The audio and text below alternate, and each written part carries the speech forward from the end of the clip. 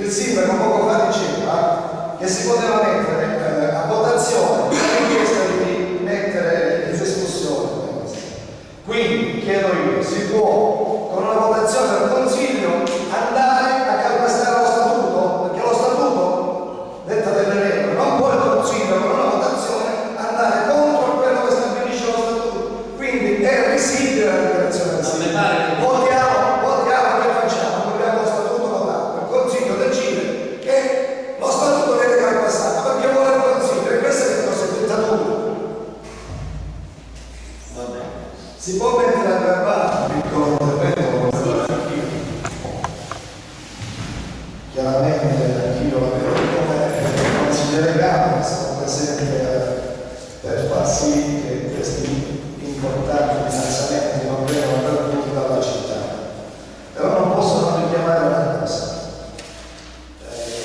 Da questa settimana in questa sala del Consiglio si è approvato il programma triennale delle opere pubbliche e dai banchi dell'opposizione sono arrivate le nostre proteste perché ritenevamo macchinoso e mal fatto dare piano triennale.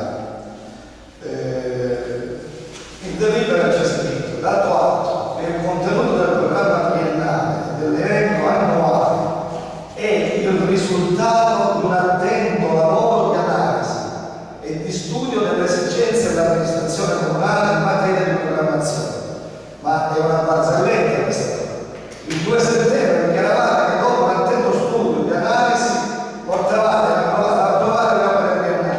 Dopo meno di 20 giorni vi siete accorti che mancavano opere così importanti sulle quali l'assessore ha lavorato per ottenere finanziamenti di sicuro, quindi il applauso va all'assessore, ma non a chi ha presentato una delibera per approvare opere triennali senza nessun attento studio, come avete scritto, altrimenti vi sareste accorti che mancavano queste 5 opere così importanti per la città.